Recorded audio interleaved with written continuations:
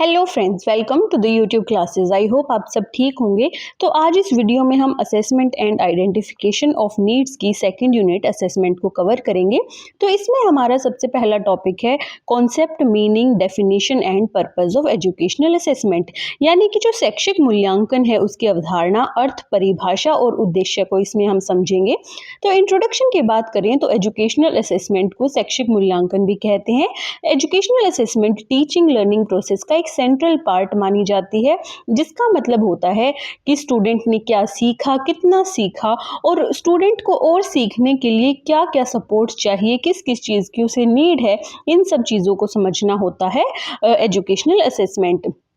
तो असेसमेंट सिर्फ टेस्ट या एग्जाम नहीं होता। आज के मॉडर्न एजुकेशन सिस्टम में असेसमेंट कंटिन्यूस, कॉम्प्रिहेंसिव, डायग्नोस्टिक और डेवलपमेंटल होता है, यानी कि स्टूडेंट को हर स्टेज पर गाइड करता है, इम्प्रूव करता है और टीचर को भी बताता है कि उनकी जो टीचिंग है वो कितनी इफेक्टिव है, उनके टीचिंग से बच्चे ने कितना इम्प्रूव किया है या फिर कितनी जो चीज़ें हैं वो सीखी हैं। उसके बाद हम मीनिंग ऑफ एजुकेशनल असेसमेंट की बात करें तो असेसमेंट वर्ड लैटिन वर्ड एसिडायर से आया है, जिसका अर्थ होता है पास बैठना। यानी कि असेसमेंट का मेन पर्पस स्टूडेंट को जज करना नहीं बल्कि उसको सपोर्ट करना होता है। और एजुकेशनल असेसमेंट का जो मीनिंग है वो है स्टूडेंट की लर्निंग के बारे में इंफॉर्मेशन कलेक्ट करना, अंडरस्टैंड करना कि स्टूडेंट कितना प्रोग्रेस कर रहा है, उसकी स्ट्रेंथ्स और जो वीकनेस है उनको आइडेंटिफाई करना और टीचिंग को इम्प्रूव करने के लिए डिसीजन लेना। तो इसीलिए असेसमेंट को एक सिस्टमैटिक और प्लान प्रोसेस कहा गया है, जो कि बताती है कि लर्निंग ऑब्जेक्टिव्स कितने अचीव हुए हैं। उसके बाद कॉन्सेप्ट ऑफ एजुकेशनल असेसमेंट की बात करें तो इसमें कुछ इंपॉर्टेंट आइडियाज होते हैं। सबसे पहले बात करते हैं हम असेसमेंट इज कंटिन्यूस, यानी कि जो मूल्यांकन है वो निरंतर होता है, यानी कि कंटिन्यूस प्रोसेस है। इसमें असेसमेंट सिर्फ एग्जाम में नहीं होता है, ये टीचिंग के पहले, टीचिंग के दौरान और टीचिंग के बाद भी होता है। तो observation, class questions, assignments, projects, quizzes और सभी जो एक्टिविटीज़ होती हैं इनके थ्रू जो असेसमेंट है वो किया जाता है। असेसमेंट इज कॉम्प्रिहेंसिव में बात करें तो ये 3 डोमेन्स को कवर करता है, कॉग्निटिव, अफेक्टिव और साइकोमोटर। तो कॉग्निटिव में नॉलेज और थिंकिंग चेक की जाती है और अफेक्टिव में एटीट्यूड, इंटरेस्ट और बच्चे की वैल्यूज़ को कवर करता है और साइकोमोटर में स्किल्स और जो बच्चे की परफॉर्मेंस है उसे जो कवर है वो किया जाता है। असेसमेंट डायग्नोस्टिक, यानी कि मूल्यांकन निदानात्मक होता है। ये कोई भी जो बच्चे की प्रॉब्लम है उसे आइडेंटिफाई करता है और उसे सॉल्व करने में हेल्प करता है, जैसे कि learning difficulty, misconception, special needs. और जहाँ भी किसी स्टूडेंट को एक्स्ट्रा हेल्प की नीड है, इन सब चीज़ों को आइडेंटिफाई करता है और बताता है कि कहाँ पर बच्चे को किस चीज़ की ज़रूरत है। उसके बाद असेसमेंट इज डेवलपमेंटल, यानी कि असेसमेंट विकासोन्मुख है, ये डेवलपमेंटल है। असेसमेंट का गोल सिर्फ मार्क्स देना नहीं होता बल्कि स्टूडेंट को इम्प्रूव करना, ग्रो करना और बच्चे को उसकी स्टडीज में आगे बढ़ाना होता है। उसके बाद हम बात करते हैं assessment is based on learning objectives. तो जो हम पढ़ते हैं और जो हम एक्सेस करते हैं दोनों अलाइंड होने चाहिए। उसके बाद assessment support teaching and learning में ये टीचर को ये बताता है कि उनके मेथड्स जो इफेक्टिव हैं या नहीं, उनके जो टीचिंग मेथड्स से बच्चे कुछ सीख भी पा रहे हैं या नहीं। Assessment is fair and transparent, तो इसमें बायसनेस नहीं होनी चाहिए, क्राइटेरिया क्लियर होना चाहिए ताकि स्टूडेंट्स को पता हो कि उनसे क्या एक्सपेक्ट किया जा रहा है। उसके बाद डेफिनेशन ऑफ एजुकेशनल असेसमेंट की बात करें तो इसमें कुछ डेफिनेशंस दी गई हैं, जैसे कि ईबेल ने जो डेफिनेशन दी है उसमें बताया गया है कि असेसमेंट का मेन पर्पस टीचिंग और लर्निंग दोनों को बेटर बनाना है। एरा ने जो डेफिनेशन दी है उसमें उसका मतलब है क्लास की हर लर्निंग एक्टिविटी है वो असेसमेंट का पार्ट है। उसके बाद ग्रोनलैंड ने जो डेफिनेशन दी है उनके अकॉर्डिंग असेसमेंट बताता है कि स्टूडेंट्स ने एजुकेशन के गोल्स कितने अचीव किए हैं। अब बात करते हैं पर्पस ऑफ एजुकेशनल असेसमेंट की। तो इसके जो पर्पस हैं वो बहुत सारे होते हैं, कुछ स्टूडेंट्स के लिए, कुछ टीचर्स के लिए और कुछ एजुकेशन सिस्टम के लिए। तो सबसे पहले हम बात करते हैं स्टूडेंट रिलेटेड पर्पस की। तो इसमें सबसे पहला आता है टू मेजर लर्निंग आउटकम्स, यानी कि सीखने के परिमाणों को मापना। तो स्टूडेंट ने क्या सीखा, कितना सीखा और उनको इस चीज़ का क्लियर पिक्चर मिलता है कि बच्चे ने क्या अचीव किया है और बच्चे को किस चीज़ की नीड है। उसके बाद आइडेंटिफाई स्ट्रेंथ्स एंड वीकनेस, तो स्टूडेंट्स की किस चीज़ में स्ट्रॉन्ग है और उसे किस एरिया में हेल्प चाहिए, इससे वो भी पता चलता है। प्रोवाइड्स फीडबैक, यानी कि फीडबैक स्टूडेंट को डायरेक्शन देता है कि बच्चे को कहाँ इंप्रूवमेंट चाहिए और उसको कैसे इंप्रूव किया जा सकता है। मोटिवेशन में बच्चे को इंप्रूव करने के लिए एनकरेज किया जाता है। सेल्फ रिफ्लेक्शन एंड ग्रोथ की बात करें तो स्टूडेंट अपनी प्रोग्रेस खुद देख पाता है और सेल्फ इवेल्युएशन करना भी सीखता है। उसके बाद टीचर रिलेटेड पर्पस की अगर बात करें तो इम्प्रूव टीचिंग मेथड्स, यानी कि ये टीचर्स को बताता है कि कौन सी मेथड काम कर रही है और कौन सा जो टीचर का पढ़ाने का मेथड है वो काम नहीं कर रहा है। डायग्नोज लर्निंग डिफिकल्टीज, तो इससे टीचर को पता चलता है कि किस स्टूडेंट को एक्स्ट्रा सपोर्ट चाहिए। टू प्लान बेटर इंस्ट्रक्शन में लेसन प्लानिंग, क्लास एक्टिविटी और पेस, ये सब इम्प्रूव किया जा सकता है। उसके बाद to track progress over time, यानी कि इसमें बच्चे के महीनों या फिर सालों तक किए गई जो प्रोग्रेस है उसके रिकॉर्ड्स जो है वो मिलते हैं, वो इकट्ठे किए जाते हैं। School and education system related purpose की बात करें तो इसमें सबसे पहला आता है टू मेक करिकुलम डिसीजंस, तो यानी कि पाठ्यक्रम में सुधार, करिकुलम इंप्रूवमेंट। तो असेसमेंट से पता चलता है कि सिलेबस में क्या चेंज करना चाहिए। अकाउंटेबिलिटी की बात करें, यानी कि उत्तरदायित्व तो सुनिश्चित करना में स्कूल, टीचर्स और स्टूडेंट्स अपनी अपनी रिस्पॉन्सिबिलिटीज को समझते हैं। टू इवेलुएट प्रोग्राम्स, शैक्षिक कार्यक्रमों का मूल्यांकन, इसमें एजुकेशनल प्रोग्राम्स कितने इफेक्टिव हैं वो पता चलता है और कहां पर हम इंप्रूव कर सकते हैं वो पता चलता है। लास्ट, सर्टिफिकेशन एंड प्रमोशन में असेसमेंट ही डिसाइड करता है कि स्टूडेंट नेक्स्ट क्लास में जाएगा या उसे सर्टिफिकेशन मिलेगा। उसके बाद हम बात करते हैं इंपॉर्टेंस ऑफ एजुकेशनल असेसमेंट की, यानी कि जो शैक्षिक मूल्यांकन है उसका महत्व क्या है। तो इसमें एजुकेशनल गोल जो ये है एजुकेशनल गोल्स अचीव करने में हेल्प करता है, टीचिंग और लर्निंग की क्वालिटी को इंप्रूव करता है, इंक्लूसिव एजुकेशन को सपोर्ट करता है, स्टूडेंट्स को एक्टिव लर्नर बनाता है, होलिस्टिक डेवलपमेंट करने में किसी भी बच्चे की हेल्प करता है और इससे टीचर, स्टूडेंट और पेरेंट के बीच का जो कम्युनिकेशन है वो भी इंप्रूव होता है। उसके बाद हम कंक्लूजन में लिख सकते हैं कि असेसमेंट हमारे लिए एक गाइड की तरह काम करता है जो बताता है कि स्टूडेंट कहाँ पर खड़ा है, कहाँ इंप्रूवमेंट होनी चाहिए और टीचर कैसे और बेटर पढ़ा सकता है। तो इफेक्टिव असेसमेंट टीचिंग को स्ट्रॉन्ग बनाता है और लर्निंग को भी डीप और मीनिंगफुल बनाता है। उसके बाद हम बात करते हैं मेथड्स ऑफ असेसमेंट की, जिसमें कि हम ऑब्जर्वेशन, इंटरव्यू और रेटिंग स्केल को पढ़ेंगे। तो सबसे पहले हम इंट्रोडक्शन में ये लिख सकते हैं कि educational assessment multiple methods use करता है किसी भी लर्नर की प्रोग्रेस, उसके बिहेवियर, उसकी एबिलिटीज और नीड्स को मेजर करने के लिए, उसे अंडरस्टैंड करने के लिए। उसके बाद कुछ वाइडली यूज्ड असेसमेंट मेथड्स जो है वो है ऑब्जर्वेशन, इंटरव्यू और रेटिंग स्केल्स। तो ये तीनों मेथड्स टीचर को स्टूडेंट के बिहेवियर, स्किल्स, लर्निंग स्टाइल और नीड्स को समझने में हेल्प करती हैं। तो सबसे पहला मेथड है ऑब्जर्वेशन, मतलब कि स्टूडेंट्स को देखकर उनके बिहेवियर और परफॉर्मेंस को समझना। तो टीचर डायरेक्टली क्लास में देखते हैं कि स्टूडेंट कैसे काम कर रहा है, कैसे पार्टिसिपेट कर रहा है, ग्रुप वर्क कैसा कर रहा है और उसका कॉन्फिडेंस कैसा है, यानी कि what student do is more important than what they see. तो सिंपल मीनिंग की अगर बात करें तो स्टूडेंट्स को नेचुरल सिचुएशन में देखना और उनको रिकॉर्ड करना। इसकी कैरेक्टरिस्टिक्स की बात करें तो ये नेचुरल और कंटिन्यूअस होती है, काफ़ी फ्लेक्सिबल होती है और डेली बेस्ड पर की जा सकती है। ये किसी भी टीचर को बच्चे का फर्स्ट हैंड एक्सपीरियंस प्रोवाइड करती है, रियल टाइम इन्फॉर्मेशन देती है। यंग चिल्ड्रन और स्पेशल जो चिल्ड्रन होते हैं उनके लिए भी काफ़ी यूजफुल होती है। ये हेल्प करती है किसी भी बच्चे की स्ट्रेंथ, वीकनेस, इंटरेस्ट और लर्निंग डिफिकल्टी को आइडेंटिफाई करने में। इसके बाद हम टाइप्स ऑफ ऑब्जर्वेशन की बात करें तो सबसे पहले आता है स्ट्रक्चर्ड ऑब्जर्वेशन, यानी कि संरचित अवलोकन। इसमें टीचर के पास एक प्री डिफाइंड क्राइटेरिया होता है या फिर एक चेकलिस्ट होती है जिसके थ्रू वो बच्चे की ऑब्जर्वेशन करता है। फॉर एग्जांपल, किसी भी बच्चे के रीडिंग स्किल को चेक करना, ऑब्जर्व करना यूजिंग अ रूब्रिक, यानी कि एक रूब्रिक की हेल्प से।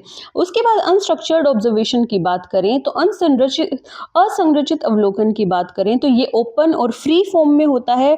इसमें इसका जो कोई भी फॉर्मेट वो नहीं होता है। और पार्टिसिपेंट ऑब्जर्वेशन में टीचर एक्टिविटी के अंदर पार्टिसिपेट करता है, टीचर एक्टिवली इंटरेक्ट करता है स्टूडेंट्स के साथ जब वो उनको ऑब्जर्व करता है। नॉन पार्टिसिपेंट ऑब्जर्वेशन में बिना किसी इन्वॉल्वमेंट के टीचर एक डिस्टेंस से बच्चों को ऑब्जर्व करता है। नेचुरलिस्टिक ऑब्जर्वेशन में बच्चों का जो नॉर्मल क्लासरूम एनवायरनमेंट है उसमें उनके बिहेवियर को चेक किया जाता है।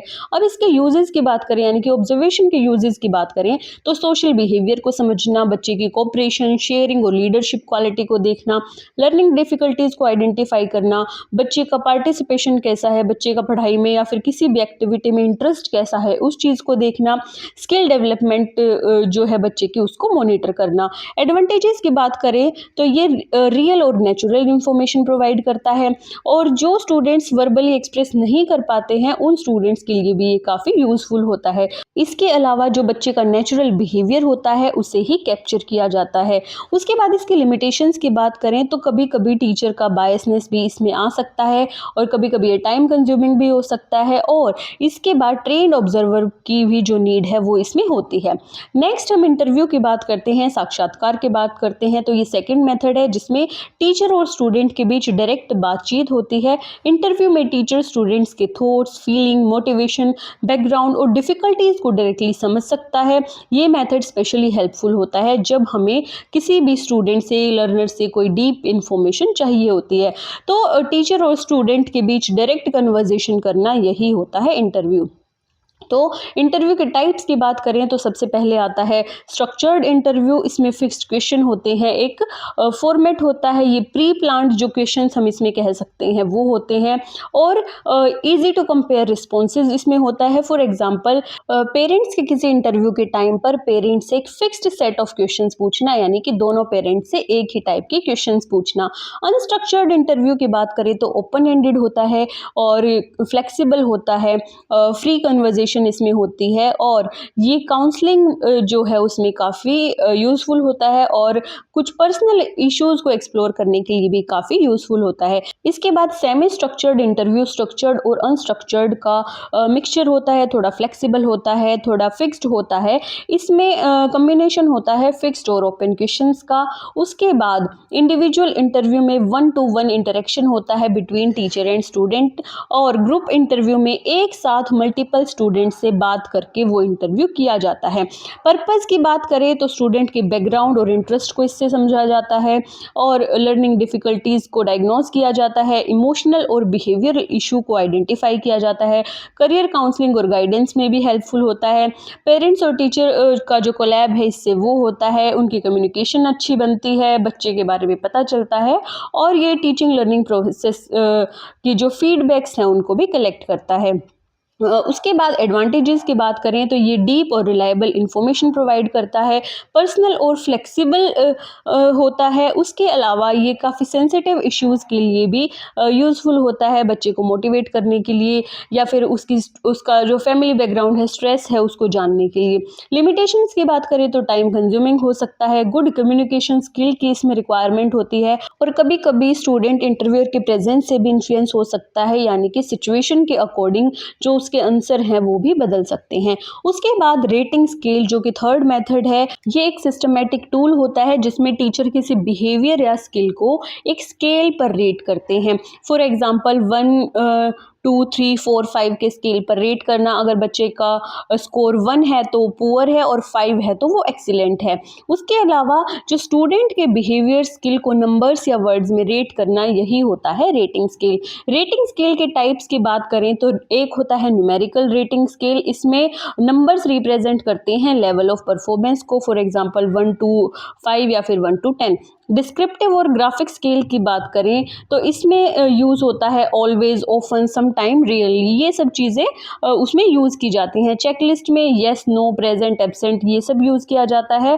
और लिकर्ट स्केल में स्ट्रांगली एग्री, स्ट्रांगली डिसएग्री, और use to measure attitudes and opinions, यानी कि किसी भी बच्चे के एटीट्यूड्स या फिर ओपिनियन मेजर करने के लिए बेस्ट होता है। रूब्रिक्स की बात करें तो क्लियर क्राइटेरिया के साथ डिटेल्ड रेटिंग इसमें की जाती है। फॉर एग्जांपल अगर टीचर ने बच्चों को कोई एस्से लिखने के लिए दिया है तो टीचर उसमें अपने मार्क्स डिसाइड करता है कि 1 मार्क्स वो देगा इंट्रोडक्शन लिखने का। उसके बाद स्पेलिंग अगर बच्चे की ठीक नहीं होंगी तो जो हाफ मार्क्स है वो स्पेलिंग का कट जाएगा। तो एक रूब्रिक सेट करता है इसमें टीचर कि इस चीज़ में बच्चे को इतने मार्क्स देने हैं, और अगर बच्चे ने इंट्रोडक्शन अच्छे से नहीं लिखा है तो उसका 1 मार्क्स कट जाएगा, स्पेलिंग उसकी गलत है तो हाफ मार्क्स कट जाएगा। तो ऐसे ही एक क्लियर क्राइटेरिया, एक डिटेल्ड रेटिंग टीचर सेट करता है। प्रोजेक्ट्स, असाइनमेंट्स, प्रेजेंटेशन, इन सभी के लिए जो रूब्रिक्स है वो काफ़ी यूज़ किया जाता है। उसके बाद uses of rating scale in education की बात करें तो बिहेवियरल ट्रेट्स मेजर करना, यानी कि बच्चे का कॉन्फिडेंस, कोऑपरेशन, इन सबको चेक करना, reading, writing, problem solving skills का असेसमेंट करना, असाइनमेंट और क्लासरूम टास्क का इवैल्यूएशन इवैल्यूएशन करना, सोशल स्किल्स और एटीट्यूड्स को रेट करना, बच्चे की प्रोग्रेस रिपोर्ट बनाना, ये सब चीज़ें इसमें आ जाती हैं। एडवांटेजेस की बात करें तो ये काफ़ी स्ट्रक्चर्ड होता है, मेजरेबल होता है और ईजी टू यूज़ होता है। इसके अलावा स्टूडेंट्स के बीच जो कंपैरिजन है इससे इजीली वो किया जाता है और एक क्लियर क्राइटेरिया इसमें होता है जिससे जो बायसनेस है वो भी कम होती है।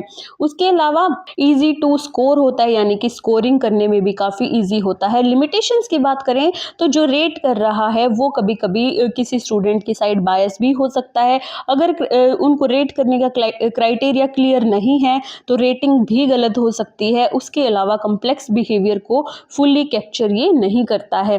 कंक्लूजन की बात करें तो ऑब्जर्वेशन, इंटरव्यू और रेटिंग स्केल्स तीनों इंपॉर्टेंट असेसमेंट मेथड्स हैं। ये टीचर को स्टूडेंट का कंप्लीट पिक्चर देते हैं। Classroom behaviour, skill, participation, attitude, difficulties, ये सब कुछ जो टीचर है अच्छे से उनको जान सकता है। तो ट्रेडिशनल एग्जाम सिर्फ नॉलेज दिखाते हैं, लेकिन अगर टीचर इन मेथड्स को यूज करता है तो रियल लाइफ बिहेवियर और प्रैक्टिकल लर्निंग को भी हाईलाइट करते हैं। तो अगर टीचर इन मेथड्स को सिस्टमैटिकली यूज करते हैं तो वो टाइमली सपोर्ट दे सकते हैं स्टूडेंट्स को, स्टूडेंट्स की नीड को समझ सकते हैं और टीचिंग लर्निंग को भी और बेटर बना सकते हैं। तो हमारा नेक्स्ट टॉपिक है टाइप्स एंड अप्रोचेस, जिसमें हम NRT, CRT, CBA and teacher made test को पढ़ेंगे। तो एनआरटी होता है नॉर्म रेफरेंस टेस्ट, सीआरटी होता है क्राइटेरियन रेफरेंस टेस्ट, सीबीए होता है करिकुलम बेस्ड टेस्ट और टीएमटी होता है टीचर मेड टेस्ट। तो ये चारों मेथड स्कूल्स और कॉलेज लेवल असेसमेंट का फाउंडेशन बनाते हैं।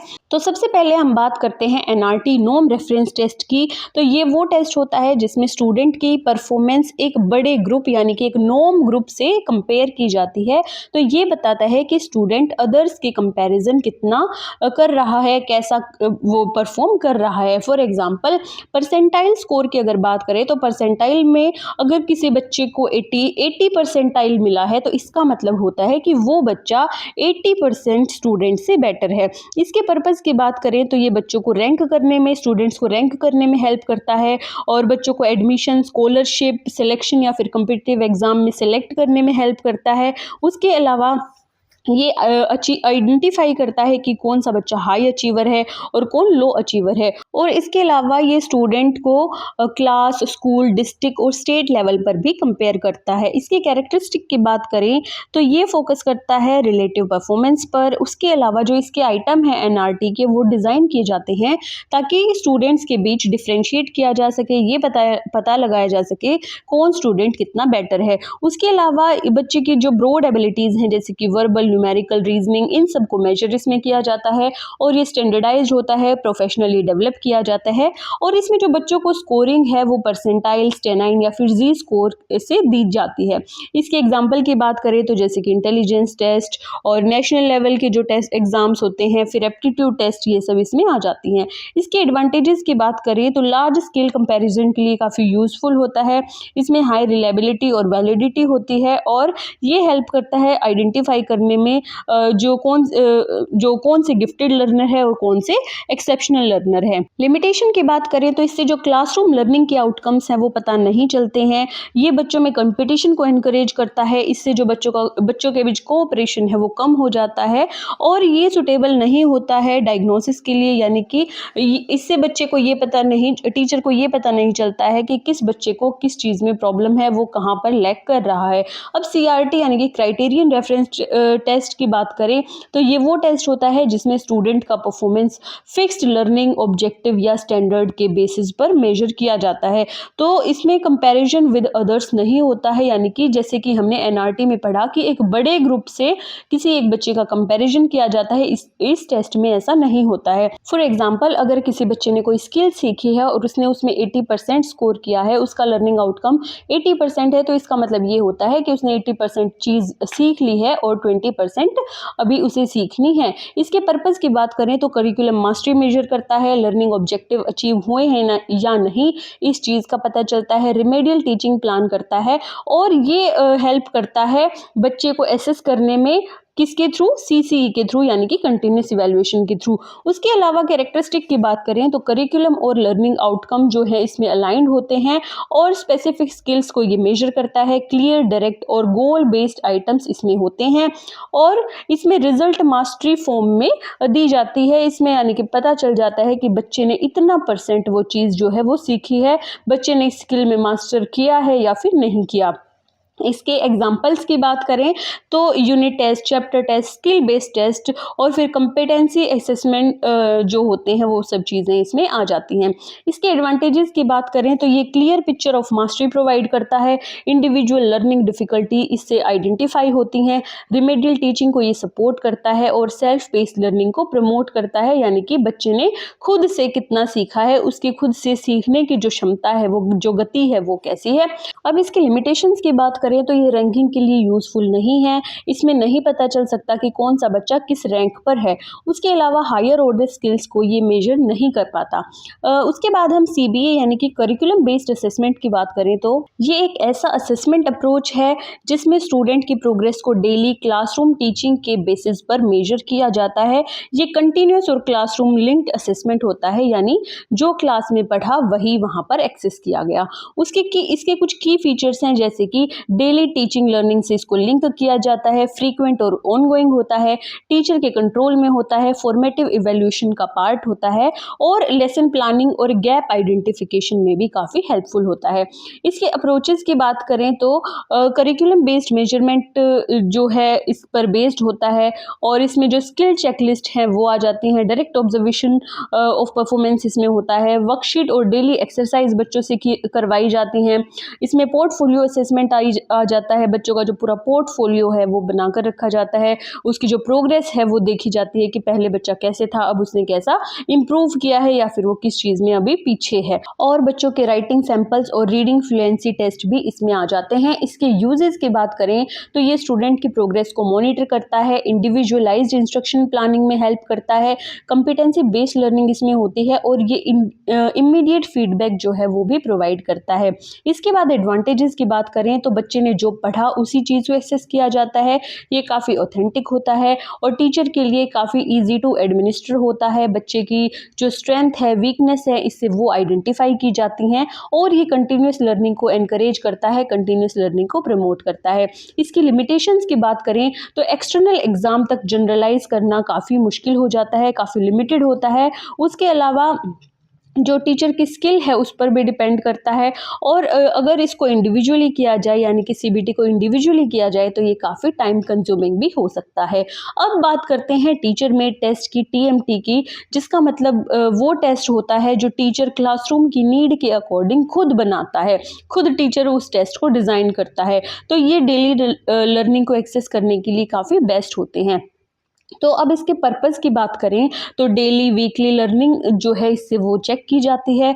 चैप्टर और यूनिट कंप्लीट होने के बाद जो इवैल्यूएशन अगर टीचर करे तो इन टेस्ट के थ्रू वो कर सकता है।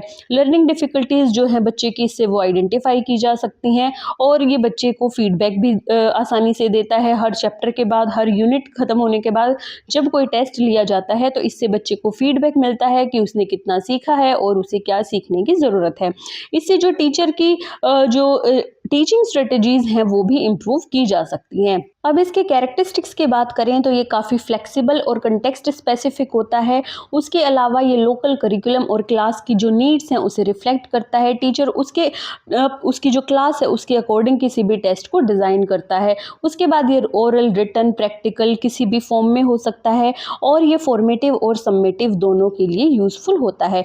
अब टेस्ट के जो टाइप हैं उसकी बात करें तो ओरल टेस्ट, रिटन टेस्ट में भी ऑब्जेक्टिव या फिर सब्जेक्टिव दोनों आ सकते हैं। प्रैक्टिकल टेस्ट या फिर प्रोजेक्ट या फिर असाइनमेंट बेस्ड जो टेस्ट हैं वो इसमें आ जाते हैं। एडवांटेजेस की बात करें तो इजी टू प्रिपेयर होता है, इजी टू यूज़ होता है और क्लासरूम की नीड के अकॉर्डिंग बनाया जाता है तो उनके लिए परफेक्ट होता है और ये हायर ऑर्डर थिंकिंग को भी टेस्ट करता है और बच्चे को इमीडिएट स्कोरिंग और फीडबैक ये देता है। इसके लिमिटेशंस की बात करें तो स्टैंडर्डाइजेशन इसमें लो होता है, यानी कि टीचर टीचर इसको अपने अकॉर्डिंग बनाता है, तो ये एक स्टैंडर्डाइज्ड टेस्ट नहीं होता है। और जो सब्जेक्ट टू टीचर बायस यानी कि टीचर इसमें बायसनेस भी थोड़ी दिखा सकता है। और जो टेस्ट की क्वालिटी है वो टीचर पर डिपेंड करती है कि टीचर किस टाइप का टेस्ट जो है बना रहा है। उस टेस्ट की क्वालिटी जो है पूरी की पूरी टीचर पर डिपेंड करती है। तो कंक्लूजन में एनआरटी, सीआरटी, सीबीए और टीचर मेड टेस्ट मिलकर एक कंप्लीट असेसमेंट सिस्टम बनाते हैं, जिसमें एनआरटी से हमें पता चलता है कंपैरिजन और रैंकिंग का, सीआरटी से मास्टरी ऑफ लर्निंग आउटकम्स हमें मिलते हैं, सीबीए में कंटिन्यूअस क्लासरूम बेस्ड लर्निंग की जाती है और टीएमटी यानी कि टीचर मेड टेस्ट से डेली प्रैक्टिकल असेसमेंट किया जा सकता है। तो इन सब का बैलेंस्ड यूज जो होता है वो टीचर को फेयर, सिस्टमैटिक और मीनिंगफुल इवैल्यूएशन करने में हेल्प करता है। तो ये जो चारों पिलर्स हैं ये एजुकेशनल असेसमेंट का बैकबोन जो है वो हम इनको कह सकते हैं। अब इसके बाद हम नेक्स्ट टॉपिक देखते हैं एरियाज ऑफ असेसमेंट, जिसमें हम मेडिकल, साइकोलॉजिकल, एजुकेशनल, बिहेवियरल और इकोलॉजिकल जो असेसमेंट हैं उनको पढ़ेंगे। तो एजुकेशन और यानी कि स्पेशल एजुकेशन की अगर हम बात करें तो असेसमेंट का रोल काफ़ी इंपॉर्टेंट होता है, क्योंकि असेसमेंट के थ्रू हम किसी लर्नर की स्ट्रेंथ, उसकी नीड्स, डिफ़िकल्टीज और ओवरऑल फंक्शनिंग को डीपली समझ पाते हैं। तो असेसमेंट सिर्फ मार्क्स देने का प्रोसेस नहीं है, बल्कि ये किसी भी बच्चे को पूरी तरह से समझने का एक प्रोसेस है, यानी कि असेसमेंट के थ्रू हम किसी भी बच्चे को अच्छे से समझ पाते हैं। तो सबसे पहले हम बात करते हैं मेडिकल असेसमेंट की, यानी कि चिकित्सीय मूल्यांकन की। तो मेडिकल असेसमेंट का मतलब होता है चाइल्ड के physical health, neurological condition, sensory abilities और डेवलपमेंटल स्टेटस को चेक करना। यानी कि कोई भी लर्निंग या बिहेवियरल प्रॉब्लम अगर बच्चे में है तो उसके बायोलॉजिकल या मेडिकल रीजंस को आइडेंटिफाई करना कि क्यों ये प्रॉब्लम हुई है। इसके पर्पस की बात करें तो लर्निंग या बिहेवियर इशू के मेडिकल कॉज को आइडेंटिफाई करना, सेंसरी इंपेयरमेंट्स को चेक करना जिसमें कि विजुअल और हियरिंग लॉस आ जाते हैं, उसकी क्रोनिक इलनेस या फिर न्यूरोलॉजिकल जो डिसऑर्डर हैं उनको डिटेक्ट करना, डेवलपमेंटल डिलेज की स्क्रीनिंग करना और डिसेबिलिटी सर्टिफिकेशन के लिए मेडिकल डॉक्यूमेंटेशन जो है वो प्रोवाइड करना। उसके बाद हम इसके कंपोनेंट्स में देखते हैं क्लिनिकल एग्जामिनेशन, जिससे कि बच्चे की हेल्थ हिस्ट्री और उसका जो ग्रोथ पैटर्न है या फिर उसकी जनरल हेल्थ है उसको अंडरस्टैंड किया जाता है। न्यूरोलॉजिकल टेस्ट में बच्चे की ब्रेन फंक्शनिंग और जो मोटर कंडीशन है उसके कहीं सीजर्स तो नहीं आते हैं, ये सब जो है वो टेस्ट किए जाते हैं। जेनेटिक टेस्टिंग में down syndrome, fragile S syndrome जैसे या फिर कोई और क्रोमोसोमल जो अबनॉर्मेलिटीज हैं उनको चेक किया जाता है। सेंसरी टेस्ट में विजन और हियरिंग टेस्ट किए जाते हैं। डेवलपमेंटल स्क्रीनिंग में मोटर, लैंग्वेज या फिर जो सोशल डेवलपमेंट है उस सब की टेस्टिंग की जा सकती है। एजुकेशन में इसका जो रोल है तो मेडिकल असेसमेंट अर्ली डिटेक्शन को, अर्ली इंटरवेंशन को पॉसिबल बनाता है और चाइल्ड के एकेडमिक प्रोग्रेस को सिक्योर करता है। उसके बाद हम बात करते हैं साइकोलॉजिकल असेसमेंट की, यानी कि मनोवैज्ञानिक मूल्यांकन की। तो साइकोलॉजिकल असेसमेंट चाइल्ड की intelligence, cognitive abilities, emotional health, personality और मेंटल फंक्शनिंग को मेजर करता है। ये असेसमेंट सिर्फ साइकोलॉजिस्ट ही कंडक्ट करते हैं। अब इसके पर्पस की बात करें तो ये बच्चे की आईक्यू यानी कि जो आईक्यू और या फिर जो कॉग्निटिव लेवल है उसे मेजर करता है, बच्चे की इंटेलेक्चुअल फंक्शनिंग को समझने में हेल्प करता है, बच्चे की जो डेवलपमेंटल और जो लर्निंग डिसेबिलिटीज हैं उनको डायग्नोज करता है, बच्चे के इमोशनल और सोशल बिहेवियर को एसेस करता है। उसके अलावा ये बच्चे की स्ट्रेंथ और जो वीकनेस है मेंटल प्रोसेसिंग में उसको आइडेंटिफाई करने में हेल्प करता है और पर्सनैलिटी ट्रेट्स और कोपिंग स्किल को एक्सेस करता है। काउंसलिंग और थेरेपी प्लानिंग में भी ये काफ़ी हेल्पफुल है। अब इसके जो कंपोनेंट्स हैं उनकी बात करें तो सबसे पहले आता है इंटेलिजेंस टेस्टिंग। तो आईक्यू टेस्ट में बच्चे की रीजनिंग, मेमोरी, प्रॉब्लम सॉल्विंग ये सब देखी जाती हैं। एप्टीट्यूड टेस्टिंग में जो लर्निंग पोटेंशियल है उसका पता लगाया जा सकता है। पर्सनैलिटी ट्रेट्स में बच्चे का जो बिहेवियर पैटर्न है, उसकी जो इमोशनल स्टेबिलिटी है उसका पता चलता है। मेंटल हेल्थ स्क्रीनिंग में एंजाइटी, डिप्रेशन और ऑटिज्म, ADHD इन सब का पता चलता है। और प्रोजेक्टिव टेस्ट जो होते हैं उसमें जो TAT और रोशर जो होते हैं इन सब चीज़ों का यूज करके जो बच्चे का बिहेवियर है, उसका रीजनिंग वगैरह है, इन सबको चेक किया जाता है। यानी कि प्रोजेक्टिव टेस्ट में अलग अलग टेस्ट का यूज करके बच्चे को एसेस किया जाता है, उसकी असेसमेंट की जाती है। अब इसकी इंपॉर्टेंस की बात करें तो psychological assessment correct diagnosis, placement, counselling और आईईपी प्लानिंग में काफी क्रूशियल रोल जो है वो प्ले करता है। अब एजुकेशनल असेसमेंट की बात करें तो इसका मतलब होता है बच्चे के एकेडमिक परफॉर्मेंस, लर्निंग स्टाइल और करिकुलम बेस्ड स्किल को मेजर करना। ये क्लासरूम टीचिंग से डायरेक्टली लिंक्ड होता है। अब इसके पर्पस में चाइल्ड का जो एक्चुअल लर्निंग लेवल है वो उसे जाना जाता है। बच्चे की रीडिंग, राइटिंग, मैथ डिफिकल्टीज को आइडेंटिफाई किया जाता है। रिमीडियल टीचिंग इसमें प्लान की जाती है। बच्चे की जो प्रोग्रेस है उसे टाइम टू टाइम ट्रैक किया जाता है और इंडिविजुअल लर्निंग नीड्स जो है वो इसमें आइडेंटिफाई की जाती हैं।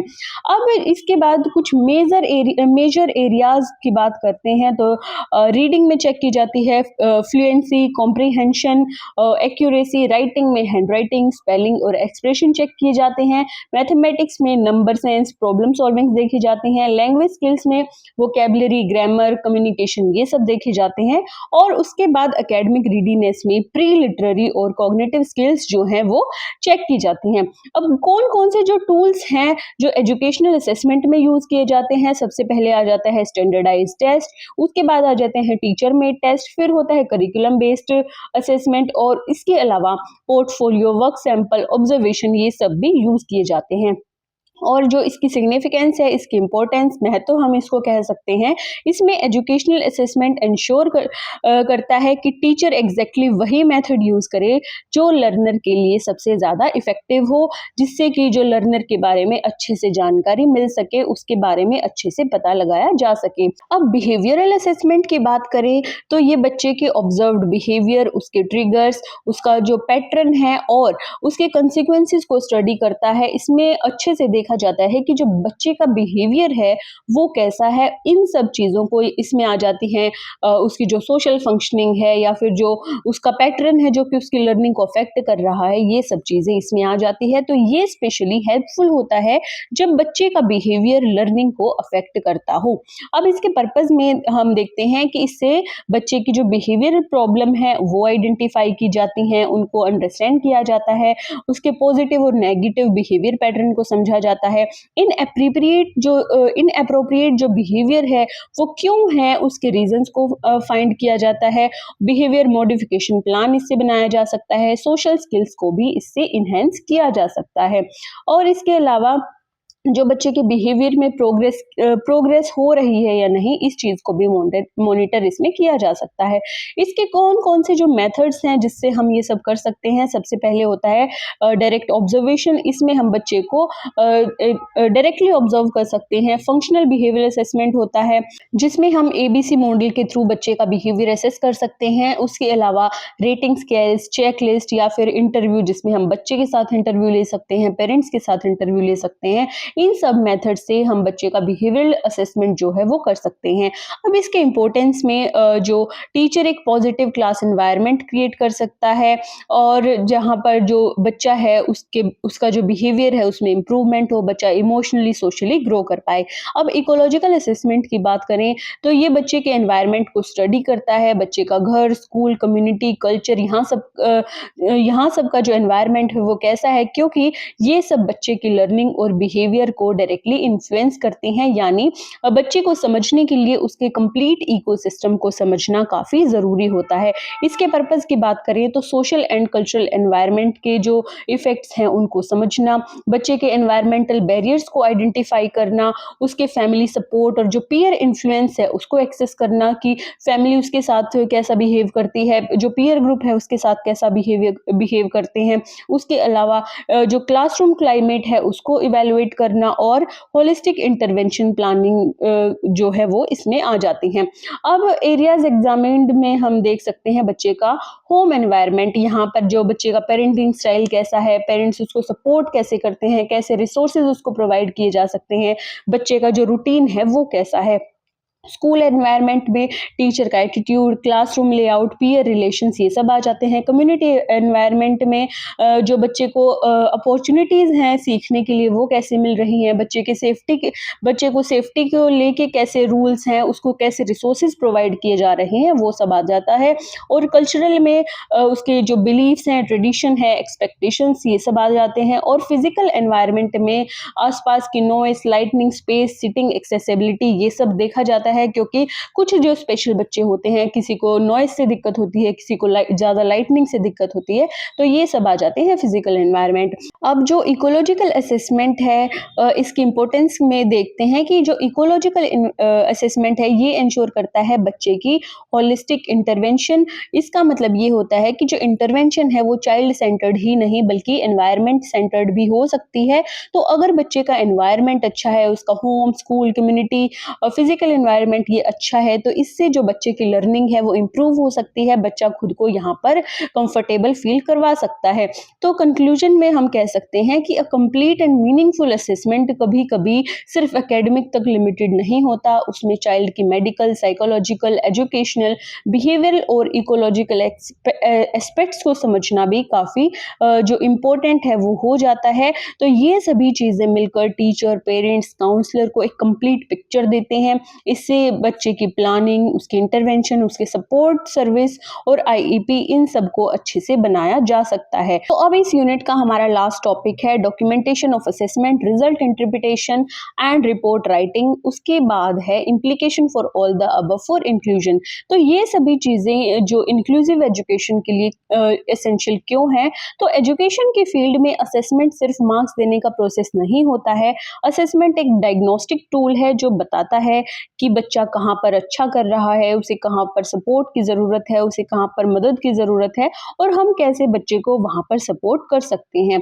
तो जब इंक्लूसिव एजुकेशन की बात आती है, जहाँ पर हर बच्चा अपनी क्षमता के साथ एक ही क्लासरूम में सीखता है, तो सही डॉक्यूमेंटेशन, सही इंटरप्रिटेशन और सही रिपोर्ट राइटिंग और भी ज़रूरी हो जाती है। तो सबसे पहले हम देखते हैं डॉक्यूमेंटेशन ऑफ असेसमेंट। दस्तावेजीकरण यानी कि चाइल्ड की लर्निंग जर्नी का प्रॉपर रिटर्न रिकॉर्ड इसमें आ जाता है। तो डॉक्यूमेंटेशन बताती है कि बच्चा कैसे सीख रहा है, कैसे परफॉर्म कर रहा है, उसे कहाँ पर चैलेंजेस आ रहे हैं सीखने में, कहाँ पर उसको कठिनाइयाँ आ रही हैं और उसे किस तरह के सपोर्ट, अकोमोडेशन या फिर जो टीचिंग स्ट्रेटजीज है उसकी ज़रूरत है और और समय के साथ उसकी जो ग्रोथ है वो कैसे हो रही है। तो जो डॉक्यूमेंटेशन है वो इंश्योर करती है कि assessment is continuous, comprehensive and meaningful. तो टाइप्स ऑफ डॉक्यूमेंटेशन में सबसे पहले आता है ऑब्जर्वेशन रिकॉर्ड। इसमें जब टीचर बच्चे को क्लास में ऑब्जर्व करता है तो टीचर बच्चे के नोट्स बनाता है। इसमें देखा जाता है कि जो बच्चा है वो क्लास में कैसे पार्टिसिपेट करता है। एनेक्टेटल रिपोर्ट में बच्चे का कोई स्पेसिफिक बिहेवियर या फिर उसके साथ कोई घटना घटी हो, उस चीज़ का रिकॉर्ड रखा जाता है कि किस घटना के बाद या किस बिहेवियर के बाद बच्चे के साथ ऐसा हुआ है। और वर्क सैंपल एंड पोर्टफोलियो में बच्चे की वर्कशीट, बच्चे की ड्राइंग, टेस्ट ये सब चीज़ें जो हैं टीचर पोर्टफोलियो में रखता है। चेकलिस्ट और रेटिंग स्केल में टीचर देखता है कि बच्चे ने जो स्किल सीखी है वो उस पर मास्टरी हासिल की है या नहीं की, तो टीचर इस चीज़ को रिकॉर्ड करके रखता है। और फॉर्मल असेसमेंट रिजल्ट में स्टैंडर्डाइज या टीचर मेड टेस्ट का यूज़ किया जाता है। उसके बाद कम्युनिकेशन लॉग्स में पेरेंट्स टीचर की जो कम्युनिकेशन है वो सब चीज़ें आ जाते हैं, उन सब चीज़ों का नोट्स जो है टीचर बनाता है। उसके बाद हम देखते हैं importance of documentation for inclusion. तो इंक्लूजन के लिए जो डॉक्यूमेंटेशन है उसका जो इम्पोर्टेंस है वो क्या है, तो सीखने में जो भी बैरियर्स आ रहे हैं लर्निंग में उन सब की आइडेंटिफिकेशन की जाती है। बच्चे की जो प्रोग्रेस है उसका रिकॉर्ड इसमें रखा जा सकता है और आईईपी और इंटरवेंशन प्लानिंग में हेल्प होती है। टीचर, पेरेंट और स्पेशलिस्ट हर किसी के लिए क्लियर कम्युनिकेशन होती है और डॉक्यूमेंटेशन से पता चलता है कि बच्चे को किस चीज़ की नीड है और कैसे बच्चा इम्प्रूव कर सकता है। और इसके अलावा इंक्लूसिव क्लासरूम स्ट्रेटजीज को प्लान करने में भी ये हेल्प करता है और डॉक्यूमेंटेशन इंश्योर करता है इक्विटी को। इसका मतलब ये होता है कि जो हर बच्चा है उसके एफर्ट्स काउंट होने चाहिए और हर बच्चे की जो प्रोग्रेस है वो मैटर करती है। इसके बाद हम देखते हैं इंटरप्रिटेशन ऑफ असेसमेंट रिजल्ट, जिसमें कि अब असेसमेंट डेटा जब कलेक्ट हो जाता है तो नेक्स्ट स्टेप आता है इंटरप्रिटेशन। तो इंटरप्रिटेशन में सबसे पहले आता है एनालाइजिंग रो स्कोर। इसमें जो कच्चे अंकों का विश्लेषण होता है, बच्चे के मार्क्ड रिस्पॉन्सेज, जो परफॉर्मेंस लेवल हैं, जो एरर्स हैं, उन सब चीज़ों को एनालाइज किया जाता है। उसके बाद कंपेयरिंग विद स्टैंडर्ड्स, तो जो स्टैंडर्ड्स है उससे, जैसे कि बच्चे की एज एक्सपेक्टेशन, बच्चे के डेवलपमेंटल नॉर्म्स, यानी कि बच्चे की उस एज के अकॉर्डिंग उसे कैसा करना चाहिए था और वो कैसे कर रहा है, इन सब चीज़ों को कंपेयर किया जाता है। उसके अलावा आइडेंटिफाइंग स्ट्रेंथ एंड वीकनेस, बच्चे की एकेडमिक, बिहेवियर, सोशल और जो फिजिकल स्ट्रेंथ है उनको रिकॉग्नाइज किया जाता है और उसके कुछ स्पेसिफिक एरियाज या फिर जहां पर उसको सपोर्ट की रिक्वायरमेंट है उन सबको भी पिन पॉइंट किया जाता है। Synthesising data from multiple sources, यानी कि जैसे कि बच्चे के टेस्ट, ऑब्जर्वेशन, इंटरव्यू और पोर्टफोलियो से सभी डेटा को कंबाइन करके एक एविडेंस रेडी किया जाता है। ड्राइंग इंस्ट्रक्शनल इम्प्लीकेशन में शिक्षण योजना बनाना है, जैसे कि जो प्लान टीचिंग करना, बच्चे की एकोमोडेशन पर ध्यान देना और उसकी जो इंटरवेंशन है उन सबको देखना कि बच्चे को किस तरह की टीचिंग चाहिए और कौन से सपोर्ट्स जो है वो बच्चे के लिए हेल्पफुल रहेंगे। इसके बाद एक्यूरेट इंटरप्रिटेशन के कौन कौन से प्रिंसिपल्स हैं, तो वो देखते हैं। इंटरप्रिटेशन जो है ऑब्जेक्टिव होना चाहिए, अनबायस्ड होना चाहिए और कल्चरली सेंसिटिव होना चाहिए। इसमें किसी भी टाइप की बायसनेस नहीं दिखनी चाहिए और बच्चे के बैकग्राउंड, लैंग्वेज और लर्निंग पेस को भी कंसीडर किया जाना चाहिए। उसके अलावा एक सिंगल टेस्ट रिजल्ट पर बेस्ड नहीं रहना चाहिए, उस पर डिपेंड नहीं होना चाहिए और लेबलिंग और स्टीरियोटाइपिंग से बचना चाहिए। इसके अलावा जो फोकस है वो पोटेंशियल पर होना चाहिए, ना कि लिमिटेशंस पर। इसके अलावा इम्पोर्टेंस फॉर इंक्लूजन में हम देखते हैं कि एक एक्यूरेट इंटरप्रिटेशन ये इंश्योर करता है कि फेयर आइडेंटिफिकेशन हो, यानी कि सही पहचान हो, कौन बच्चा किस सपोर्ट का हकदार है उसे वो सपोर्ट मिले। उसके अलावा अर्ली इंटरवेंशन हो, यानी कि सही समय पर बच्चे को सहायता मिलनी चाहिए। अवॉइडेंस ऑफ मिस डायग्नोसिस हो, गलत निदान से बचाव भी काफ़ी ज़रूरी है। बच्चे के लिए मॉडिफिकेशन और अकोमोडेशन की प्लानिंग भी की जानी चाहिए। उसके अलावा बच्चे को क्लासरूम में इक्वल अपॉर्चुनिटी मिले, ये भी सुनिश्चित करना चाहिए। अब हम देखते हैं रिपोर्ट राइटिंग। तो रिपोर्ट राइटिंग असेसमेंट का एक लास्ट और काफी इंपॉर्टेंट स्टेप है। तो रिपोर्ट एक कम्युनिकेशन टूल है जो टीचर्स, पेरेंट्स और स्पेशलिस्ट को बताता है कि बच्चे की जो करंट सिचुएशन है वो क्या है, उसकी जो लर्निंग नीड्स हैं वो कौन कौन सी हैं, और रिपोर्ट बनाने के बाद हमें ये पता चल जाता है कि बच्चे को आगे किस चीज की नीड है, बच्चे के लिए हमें आगे अब क्या करना चाहिए। अब characteristic of good assessment reports में हम देखते हैं कि जो रिपोर्ट है वो क्लियर होनी चाहिए और सिंपल होनी चाहिए ताकि टीचर्स और पेरेंट्स उनको इजीली समझ पाएं। उसके बाद ऑर्गेनाइज्ड और स्ट्रक्चर्ड होनी चाहिए, सभी चीज़ें ऑर्गेनाइज्ड मैटर में रखी जानी चाहिए, ऑब्जेक्टिव हो और फैक्चुअल हो, स्ट्रेंथ बेस्ड होनी चाहिए, कॉन्फिडेंशियल होनी चाहिए, यानी कि उसमें गोपनीयता बरती जानी चाहिए और एक्शन ओरिएंटेड होनी चाहिए, जिसमें कि जो समाधान है, सुझाव है, वो सब भी लिखे जाने चाहिए। अब उसके बाद हम देखते हैं components of an assessment reports, यानी कि एक रिपोर्ट में क्या क्या चीजें हैं जो शामिल होती हैं। सबसे पहले उसमें आता है स्टूडेंट की इंफॉर्मेशन, जिसमें कि जो उसकी बेसिक इंफॉर्मेशन है, नेम, एज, क्लास, जेंडर, ये सब आते हैं। उसके बाद पर्पस ऑफ असेसमेंट आता है कि जो असेसमेंट है वो क्यों की गई है, वो रीजन आता है। टूल्स एंड मेथड यूज में आते हैं कि कौन कौन से टूल्स, कौन कौन से मेथड, टेस्ट, ये सब यूज किए गए हैं। समरी ऑफ फाइंडिंग्स में आते हैं बच्चे की एकेडमिक परफॉर्मेंस कैसी है, behaviour, social, communication, learning style, बच्चे का इंटरेस्ट, ये सभी चीजें कैसी हैं। उसके अलावा उसमें इंटरप्रिटेशन एंड कंक्लूजन भी लिखा जाना चाहिए कि यानी कि क्या डेटा उसमें कलेक्ट किया गया है और बच्चे को किस चीज़ की नीड है, तो ये कंक्लूजन जो है वो उस रिपोर्ट में लिखा जाना चाहिए। रिकमेंडेशंस में कि हम बच्चे की जो क्लासरूम स्ट्रेटजीज हैं उनको मॉडिफाई करें, बच्चे की अकोमोडेशन को ठीक करें और बच्चे को किस किस चीज़ की ज़रूरत है, जैसे कि parents involvement, follow up assessment, ये सब रिकमेंडेशंस भी उस रिपोर्ट में लिखी जानी चाहिए। अब हम देखते हैं कि role of report writing in inclusion, यानी कि इंक्लूजन के लिए रिपोर्ट रिपोर्ट राइटिंग की जो इम्पोर्टेंस है, महत्व है, वो क्या है। तो लर्नर डाइवर्सिटी को समझना इससे आसान हो जाता है। उसके अलावा आईईपी और पर्सनलाइज्ड गोल बनाना इसमें ये आ जाते हैं। टीचर्स के बीच जो कोलैबोरेशन है वो बढ़ता है और पेरेंट्स को भी साफ साफ ये समझ आता है कि बच्चे की जो ज़रूरतें हैं वो क्या हैं, और इससे पता चल जाता है कि बच्चे को किस सपोर्ट की ज़रूरत है। इसके अलावा ये बच्चे की जो कंटिन्यूस प्रोग्रेस है उसको मॉनिटर करने में हेल्प करते हैं। अब हम इम्प्लीकेशन अगर डॉक्यूमेंटेशन, इंटरप्रिटेशन और रिपोर्ट राइटिंग की देखें इंक्लूजन के लिए, तो इसमें सबसे पहले हम देखते हैं कि ये तीनों चीज़ें मिलकर इंक्लूसिव क्लासरूम को काफ़ी स्ट्रॉन्ग बनाती हैं, मजबूत बनाती हैं। तो कुछ मेजर इम्प्लीकेशंस हैं जिसमें सबसे पहले आता है इंश्योर इक्विटी एंड फेयरनेस। तो ये सभी बच्चों के लिए इक्विटी और फेयरनेस को सुनिश्चित करता है कि सभी बच्चों में समानता हो और न्याय सबको मिले। उसके अलावा इंडिविजुअलाइज सपोर्ट को ये और टीचिंग स्ट्रेटजीज को प्रमोट करता है। Individualised educational plan, behaviour intervention plan और रिमेडियल इंस्ट्रक्शन का इसमें यूज किया जाता है। रिड्यूस लर्निंग बैरियर्स, इससे जो बच्चों की लर्निंग बैरियर्स हैं उसको कम किए जा सकते हैं। बेटर टीचर डिसीजन मेकिंग इसमें होती है, यानी कि इसमें टीचर देख सकता है कि ग्रुप लर्नर्स कैसे काम करते हैं, वो अप्रोप्रिएट टीचिंग मेथड्स का यूज़ कर सकती हैं टीचर। उसके अलावा बच्चों को अकोमोडेशन प्रोवाइड कर सकते हैं, जैसे कि उनको लार्ज प्रिंट प्रोवाइड करवाना, एक्स्ट्रा टाइम प्रोवाइड करवाना और बच्चों को मीनिंगफुल फीडबैक देना। स्ट्रेंथ कोलैबोरेशन, यानी कि सहयोग को मजबूत बनाना between parents, teacher and specialist. और जो ये कोलैबोरेशन होता है ये स्टूडेंट के लिए काफ़ी इम्पोर्टेंट होता है, बच्चे को इससे बेटर सपोर्ट मिल पाता है। उसके बाद कंटिन्यूस ट्रैकिंग ऑफ प्रोग्रेस इससे हो पाती है।